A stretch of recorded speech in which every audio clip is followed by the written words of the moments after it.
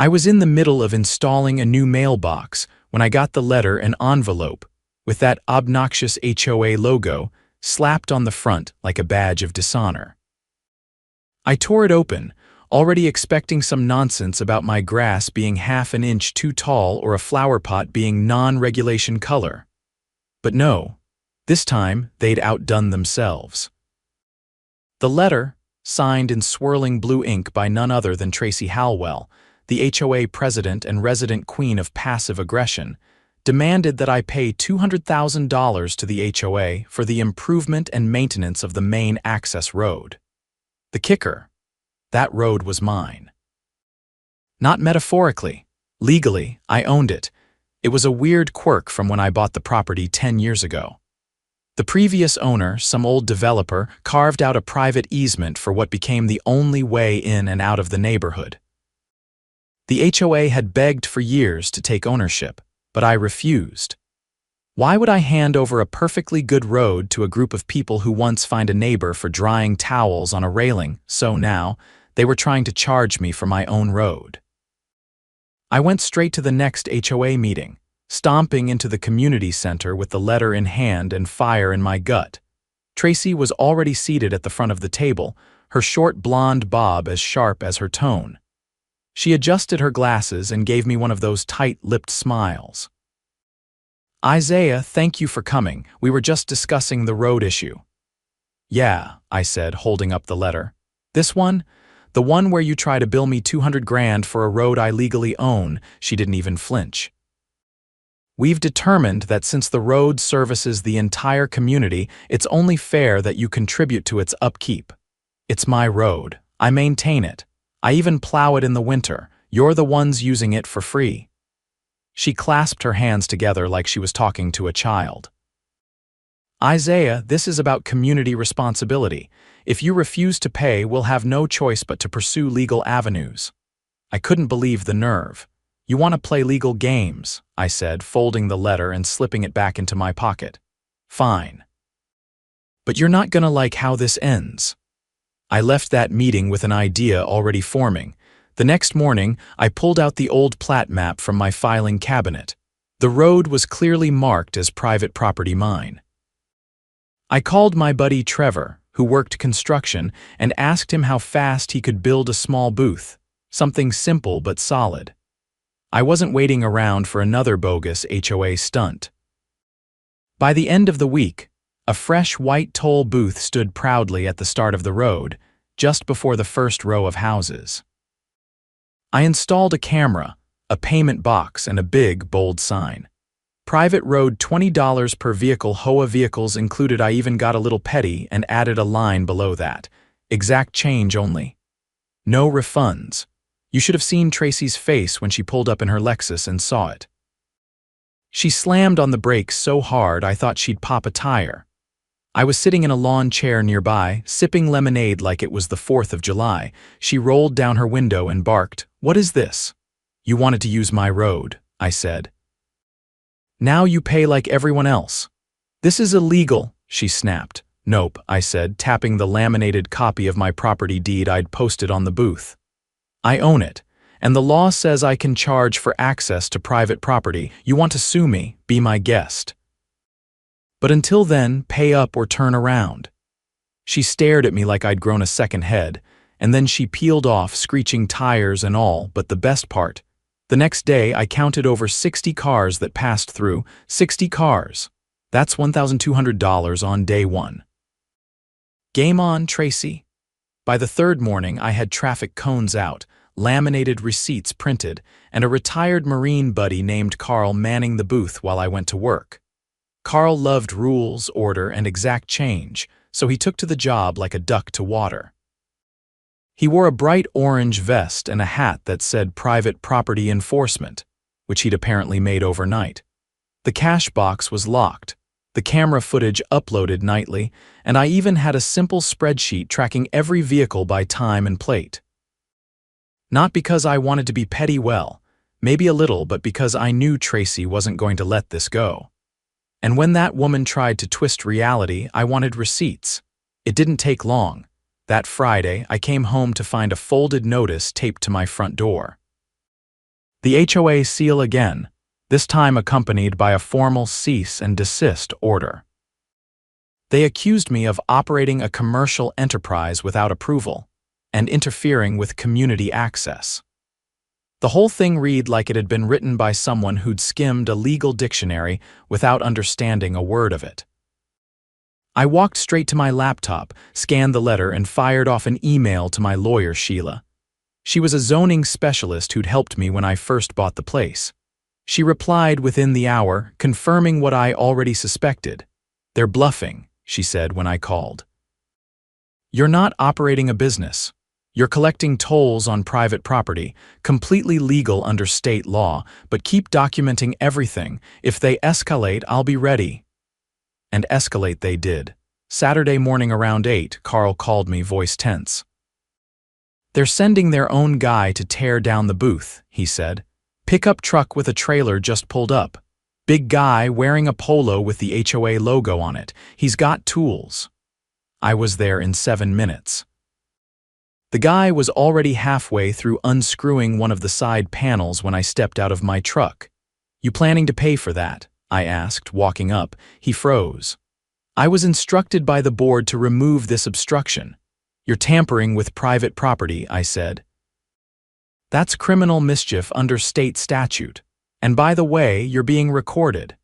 He looked up at the camera on the booth, still whirring gently on its mount. "You can't charge people to access their homes," he said, but his voice had lost its edge. I handed him a printed copy of the deed and the state code that allowed toll collection on private easements. "Take it up with the county clerk," I said. "But if you touch another screw, I'm calling the sheriff." He backed off, muttering something under his breath, and drove away without another word. That night, I installed a second camera, this one hidden in a tree across from the booth. I had a feeling the HOA wasn't done trying to play dirty. Turns out I was right. 2 nights later, at 2 in the morning, I was woken up by a loud metallic crash. I grabbed a flashlight and ran outside, barefoot on the gravel. The booth was still standing, but someone had bashed the payment box with a crowbar. The lock was twisted and cash was scattered across the road. I gathered what I could and went straight to the footage. The hidden camera caught everything. A gray SUV pulled up. A man in a black hoodie stepped out, swung the crowbar twice, and tried to pry the box open. He seemed to panic when the lock didn't break immediately, grabbed a handful of bills, then bolted. The SUV had a temporary plate and I could make out 3 digits clearly. I brought the video to the sheriff's office that morning. Detective Alvarez leaned in as I paused the footage at the plate. "That's enough to run with," he said. "We'll get a warrant for the dealership records, and if this ties back to the HOA?" "That's what I'm hoping," I replied. 3 days later, I got the call. The SUV had been purchased by a man named Lucas Gentry, an HOA board member who also happened to be Tracy Halwell's cousin. The dealership confirmed he'd taken possession of the vehicle the same week the toll booth went up. Alvarez didn't waste time. They brought Lucas in for questioning, and he cracked almost immediately. Claimed Tracy had joked about how nice it would be if someone accidentally damaged the booth. Claimed he acted alone, but the police weren't buying it. They subpoenaed HOA meeting records and emails. Turns out, Tracy had sent a message to the board with the subject line, "Dealing with Isaiah's nonsense." In it, she said, "If the booth just happened to disappear, I doubt anyone would miss it." That was enough for a charge of conspiracy to commit property damage. Lucas was charged with vandalism and theft. Tracy got a visit from Alvarez, and her reaction, according to the report, was to slam the door in his face after calling her lawyer. The fallout was immediate.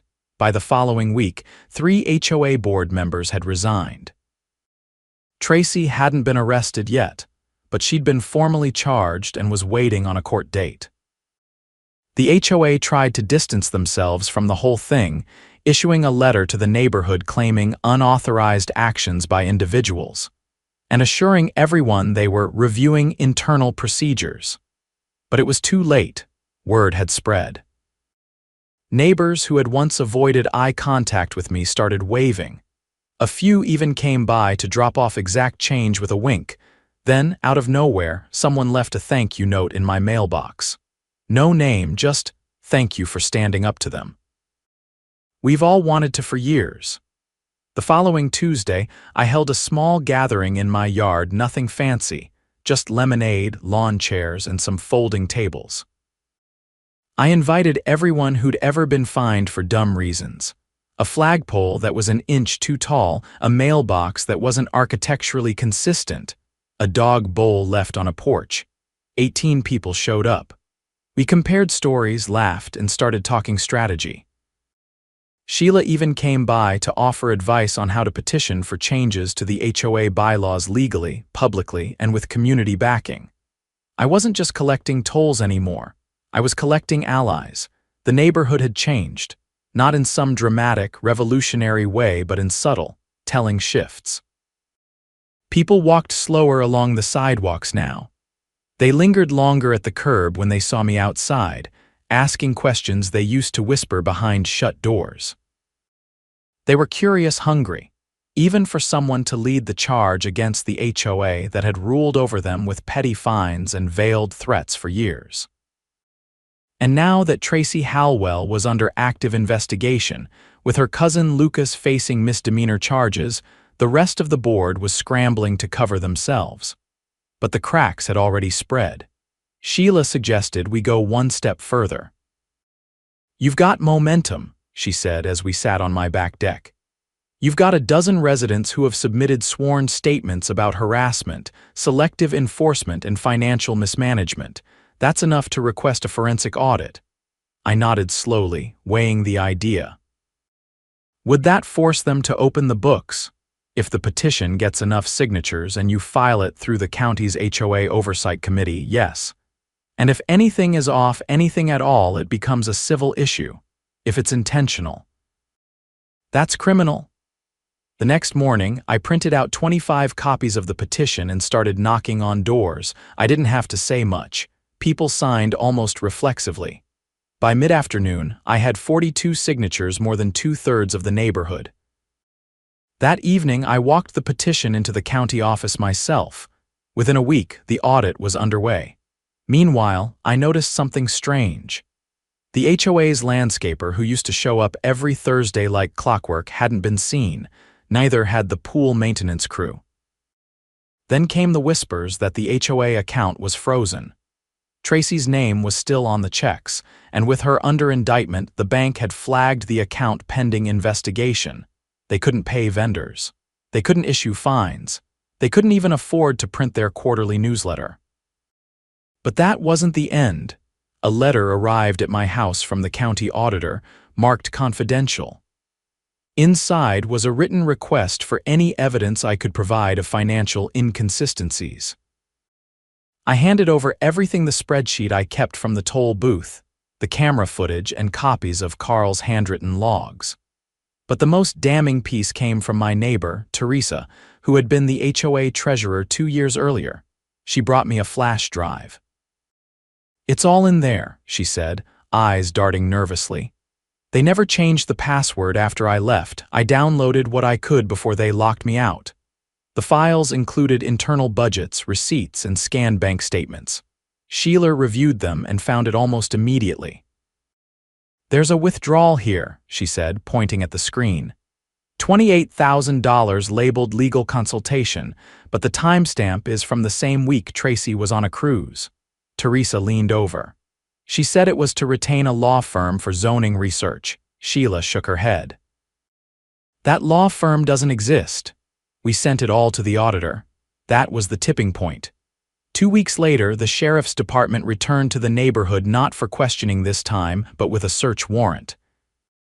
4 deputies entered the HOA office trailer, escorted by 2 county investigators. They emerged hours later carrying boxes of documents, 2 hard drives, and Tracy's personal laptop. The next morning, Tracy was arrested. She was charged with embezzlement, falsifying financial records, and obstruction of a forensic audit.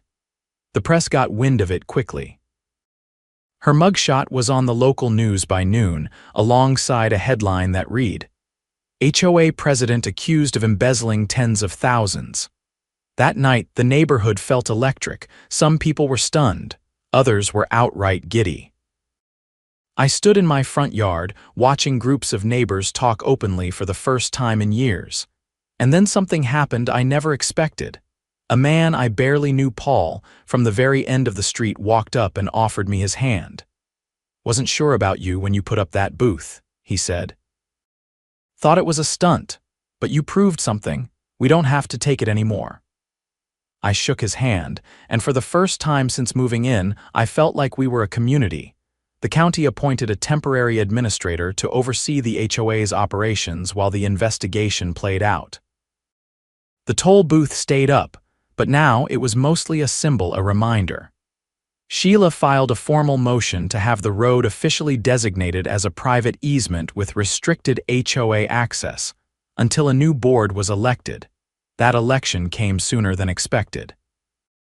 The county scheduled an emergency vote to replace the entire board. Sheila helped draft a fair election process, and I was nominated without even asking. I didn't want the presidency, though I nominated Teresa instead. She had the records, the backbone, and most importantly, the trust of nearly everyone on the block. She won in a landslide. Carl joined the board too, as sergeant-at-arms, which he took more seriously than anyone expected. He even wore a badge-shaped pin to the first meeting. When someone joked about it, he deadpanned. Neighborhood security starts with posture. The new board voted to dissolve several outdated restrictions, including the one that banned vegetable gardens in front yards and another that required all garage doors be painted eggshell top.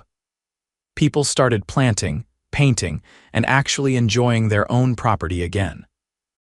We also passed a motion unanimously to formally apologize to residents who had been fined or harassed under the previous administration.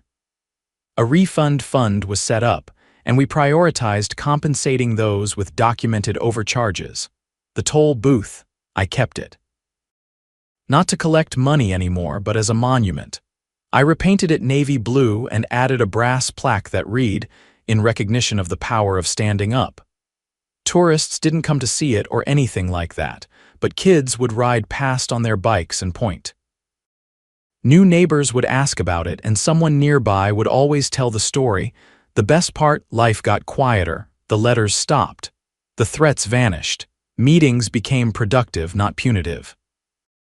And the HOA, the same one that once tried to muscle me out of $200,000, was now serving the community instead of controlling it. One evening, as the sun dipped low and the streetlights flickered on, I sat on the porch with Carl and Teresa. She poured iced tea into mason jars while Carl watched a squirrel with the focus of a tactical drone operator. "You think it's over?" Teresa asked. "It's never really over," I said, "but it's ours now." And that makes all the difference. And as if on cue, a car rolled slowly down the road, paused at the booth, and honked twice. Then the driver waved and pulled into a driveway. It wasn't about tolls anymore. It was about knowing that for once, the road and the rules belonged to the people who actually lived here. The dust had barely settled when the whistleblower came forward. His name was Jared. Early 30s. Wore two tight polos and always jogged with earbuds in. I'd seen him around the neighborhood but never thought much of him. Turns out, he'd been the HOA's data entry guy for almost a year, a glorified assistant who handled mailing lists, updated their internal logs, and managed the board's cloud storage. After Tracy's arrest and Lucas's charges, he'd quit quietly and disappeared from the meetings. He showed up at my porch one Sunday afternoon, looking like he hadn't slept all weekend. "I need to talk to someone who actually gives a damn," he said, eyes darting toward the street like he expected to be followed. "You've got time," I nodded and stepped aside. We sat at the patio table in back, the cicadas humming in the background. Jared pulled out a flash drive and set it gently on the table like it was an unstable explosive. "I copied this the day before I quit," he said. "I didn't know the full picture back then, but I knew something wasn't right." The board was hiding stuff, deleting emails, scrubbing entries from the meeting logs. Tracy even made me retype 3 separate reports so they'd match her version of the budget. "What's on it?" I asked. "Everything. Original logs, emails, security footage archives, bank transfer forms. And one folder labeled consulting, which after what you uncovered I'm pretty sure is code for something way worse." Sheila came over that evening. I told Jared I trusted her and he nodded. She brought her laptop, gloves, and a secure USB reader. Within 20 minutes, we were looking at a mountain of documents that hadn't been part of the county's audit. And then we found it. A spreadsheet labeled alternate fund allocation. There were nearly a dozen entries, amounts ranging from $3,000 to almost $50,000 funneled through vague accounts with names like Safe Haven Consulting and Urban Guidance Partners. None of them had tax IDs. Sheila ran a reverse lookup on 2 of the account numbers. "They're offshore," she muttered. "Cayman Islands. No legitimate HOA does this. Ever." Then she found a folder of scanned receipts, photocopies of cash withdrawals made by Tracy and 2 other former board members. The dates lined up with travel itineraries to places like Turks and Caicos, Maui, and a luxury casino in Atlantic City. Expenses labeled as community enrichment research. She looked up at me. "This isn't just embezzlement. This is fraud on a federal level." We took the drive straight to the county district attorney's office the next morning. Jared gave a full statement under oath. Within 48 hours, the case was escalated to the state attorney general's financial crimes division. Subpoenas went out. Bank accounts were frozen. And a quiet neighborhood that once worried about grass height suddenly found itself at the center of a multi-jurisdictional investigation. 3 more former board members were arrested. One of them, a guy named Dennis who used to host barbecues with HOA VIP aprons, tried to flee the state. He was caught at a small airstrip outside of Wichita with over $70,000 in cash and a duffel bag full of burner phones. The news exploded. Local channels camped outside the community gates. Reporters interviewed residents who'd been fined for wind chimes and solar panels, now learning that their money had funded private charter flights and resort stays. One woman, a retired librarian named Ruth, got tearful on camera when she found out her late fees had paid for Tracy's private spa treatments in Aspen. Public sentiment flipped overnight. The county held an emergency forum. Residents filled every seat and lined the walls. Sheila stood beside Teresa, our new HOA president, and presented a proposal to dissolve the HOA entirely and replace it with a voluntary neighborhood council, one with no authority to levy fines. Only maintain communal areas and represent the neighborhood in city planning discussions. People clapped before she even finished. A vote was scheduled. 96% voted in favor of dissolution. The HOA was gone. The city took over basic code enforcement, which meant no more arbitrary rules about lawn ornaments or mailbox flags. The neighborhood council elected its first representatives within 2 weeks, and I stayed out of it. I'd done my part. I didn't want power, I just wanted peace. The toll booth. I finally took it down. Carl helped me dismantle it piece by piece. We loaded the panels into his truck and donated them to a local theater group that needed stage props. The booth had served its purpose. It had started a fire, and now the blaze had cleared the rot from the roots. Jared, surprisingly, stayed in town. He got a job with a local nonprofit that helps whistleblowers navigate legal protections. He'd found his calling. Teresa, meanwhile, led the new council with a quiet confidence that made people actually attend meetings without dreading them. As for Tracy and the others, they faced a full trial. The state charged them with wire fraud, tax evasion, conspiracy, and obstruction. The evidence Jared provided, combined with the toll booth logs, the witness testimonies, and the financial audit, left no room for doubt. Tracy's defense tried to argue that she believed the funds were being used strategically, but the jury didn't buy it.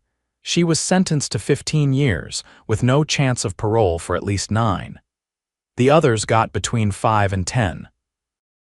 Lucas, who had cooperated from the beginning, was given probation and community service. He now picks up trash along the same road he once tried to sabotage. 1 year after it all began, the neighborhood held a block party, not the kind with permits and plastic tables, but a real one. Grills fired up. Kids played with sidewalk chalk. Someone even brought a karaoke machine. I stood with Carl at the edge of the lawn, watching neighbors laugh without looking over their shoulders. "You think they'll remember all this?" Carl asked, sipping from a solo cup. "I hope so," I said. "Not so they stay angry, just so they never let it happen again." He nodded, quiet for a moment. "You ever think about selling the place?" he asked finally. "No," I said. "This is home. And now that we fought for it, I want to see what it becomes." A breeze rolled through, rustling the trees that lined the road, the same road they once tried to take from me. I thought about the booth, the cameras, the late-night crash, and the quiet victory that came not with shouting but with truth, persistence, and a community finally waking up. This wasn't just about a road anymore. It was about ownership in every sense of the word. And now we had it